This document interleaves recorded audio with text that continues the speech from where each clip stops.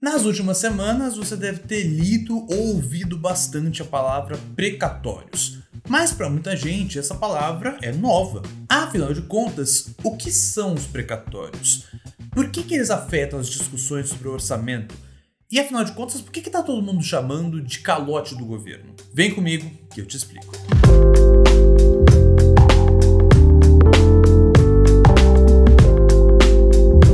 Olá, seja muito bem-vindo ao Política Sem Textão, o canal para você entender assuntos de política, economia e cidadania de forma simples e didática. Se você gostar do conteúdo, não se esqueça de se inscrever no nosso canal e ativar o sininho para não perder notificações. E fica até o final para saber as novidades que a gente vai trazer aí para o canal e para outras plataformas, talvez. Mas vamos lá, vamos entender o que são os precatórios e o que eles têm a ver com o orçamento. Primeiro de tudo, o que exatamente são precatórios? Talvez você já tenha ouvido uma explicação meio simples sobre os precatórios, comparando eles com dívidas que o governo teria com cidadãos ou com empresas. Bom, essa explicação tá certa, só que nem tanto. Ela tá meio incompleta demais. De acordo com o site do Conselho Nacional de Justiça, o CNJ, precatórios são requisições de pagamento expedidas pelo Judiciário para cobrar de municípios, estados ou da União, assim como de autarquias e fundações, valores devidos após condenação judicial definitiva. Bravo, bravo, muito lindas as palavras, bravo, palmas, palmas, aplausos. Beleza, vamos traduzir isso aí. O mais importante de entender dessa definição aí é a parte da condenação judicial. E para isso, vamos pensar num processo comum que a gente vê aí na justiça. Quando uma pessoa processa outra, o caso muitas vezes vai a julgamento. E a parte que perde é condenada a uma punição, que vai depender da gravidade da transgressão.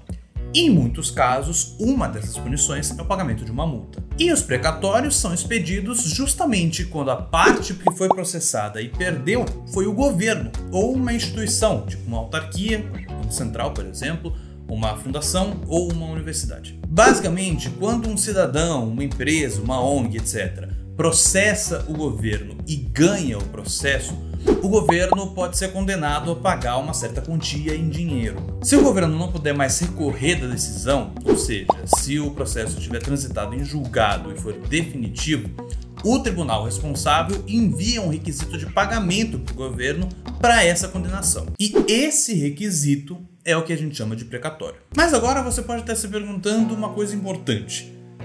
Em quais casos eu posso processar o governo com chance de ganhar na justiça? Afinal, vamos convenhamos, todo mundo já achou pelo menos alguma vez na vida que o governo, seja a prefeitura, o governo do estado, o governo federal, tomou alguma medida que acabou prejudicando a gente. Então, o precatório é emitido em algumas situações e, dependendo da situação, ele vai ter uma natureza diferente, ou seja, um tipo diferente. São basicamente dois tipos de precatórios. Os alimentares são os precatórios referentes a ações judiciais relacionadas a salários, pensões, aposentadoria e indenizações. Já os precatórios que são resultados de outros problemas, como desapropriações e tributos, são os chamados não alimentares. É importante saber sobre os diferentes tipos de precatórios, porque dependendo da natureza dele, ele vai ter ou não prioridade de pagamento pelo governo. Os precatórios alimentares que são devidos a idosos, ou seja, pessoas com mais de 60 anos, pessoas com deficiência ou pessoas com doenças graves, sempre vão ser pagos primeiro. Em seguida, a prioridade é para o resto dos precatórios alimentares, que são ordenados em ordem cronológica.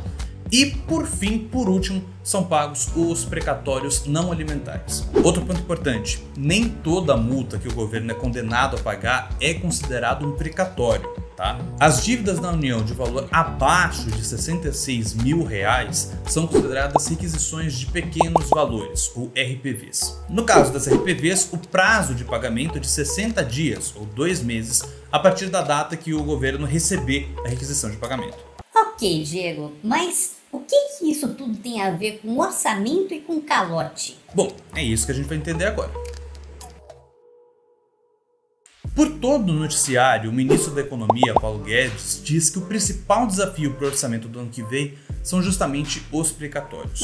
Mas por que isso? Bom, porque, de acordo com a Constituição, os precatórios entram como gastos obrigatórios previstos no orçamento. Como regra geral, os precatórios de responsabilidade da União, ou seja, que têm que ser pagos pelo governo federal, devem entrar na lei orçamentária anual, a LOA, do ano seguinte, se eles forem apresentados até o dia 1º de julho do ano atual. Então, se um precatório foi expedido até o dia 1º de julho deste ano, 2021, ele deve entrar no orçamento de 2022. Agora, se o precatório for apresentado depois dessa data, aí ele só entra na LOA do ano depois do ano seguinte. Por exemplo, se o precatório for expedido agora, no mês de outubro, ele só vai entrar no orçamento do ano de 2023 e não no de 2022. Se você quiser entender melhor como funciona o orçamento da União, com o PPA, com a LDO e a LOA, clica no card aqui no canto superior direito para ver o nosso vídeo sobre o assunto. Tá, a gente entendeu agora como que os precatórios entram no orçamento.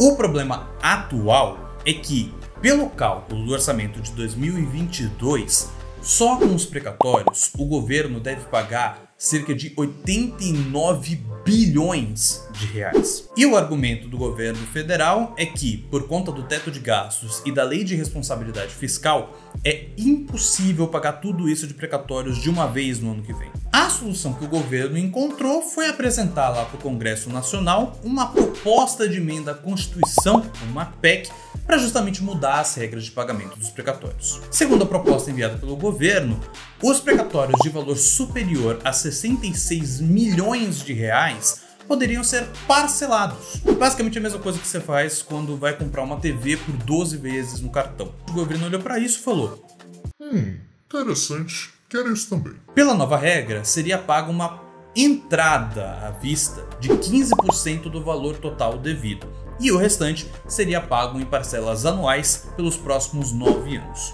Outros precatórios menores que 66 milhões de reais também poderiam ser parcelados, desde que o valor total dos precatórios a serem pagos pela União somasse 2,6% do total de receitas do governo federal. E nesse caso, o critério seria de parcelar os precatórios de maior valor. As RPVs, as requisições de pequeno valor, abaixo de 66 mil reais, não entram nessa regra de parcelamento. Além disso, todos os precatórios seriam corrigidos obrigatoriamente pela taxa Selic, a taxa básica de juros brasileira. A gente também fez um vídeo sobre a Selic, clica no card aqui para você saber mais. Por fim, outra mudança sugerida pela PEC é criar o Fundo de Liquidação de Passivos da União. Esse fundo seria formado por valores vindos de vendas de imóveis, dividendos de estatais, concessões, entre outros. Resumindo a história, o governo está agindo que nem aquele seu amigo que já está te devendo há um tempo, não tem dinheiro para pagar, e aí quando você foi lá cobrar, ele pediu um prazo maior, ou pediu para dar uma parcelada, pediu para pagar em partes essa dívida aí. Por isso que tem gente que tá chamando essa PEC de institucionalização do calote pelo governo.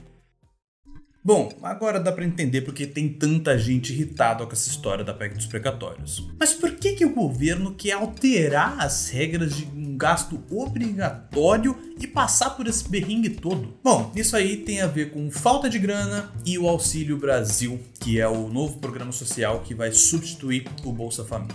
E para entender a ligação desses dois assuntos, clica no link do nosso Spotify aí na descrição para ouvir a explicação do Reni no nosso primeiro episódio do podcast Política Sem Textão Atualidades. Sim, você não ouviu errado! O Política Sem Textão tá virando multiplataforma. Eu vou continuar apresentando os vídeos didáticos e educativos que você já conhece aqui no canal do YouTube. Já os vídeos que o meu parceiro Reni Ravanelli fazia, trazendo as atualidades e as contextualizações sobre o assunto da semana, virou um podcast, o Política Sem Textão Atualidades. Como eu já falei, você já pode ouvir o nosso primeiro episódio lá no Spotify, basta clicar no link que tá aí na descrição desse vídeo. E fica ligado que logo a gente vai ter versão em vídeo do podcast aqui no canal do YouTube. Então fica ligado aqui no canal, se inscrevendo no botão do inscrever-se aí embaixo e clicando no sininho para não perder nenhuma notificação. siga a gente lá no Instagram, @política sem textão, e também siga a gente lá no Spotify para você não perder nenhuma novidade, que a gente ainda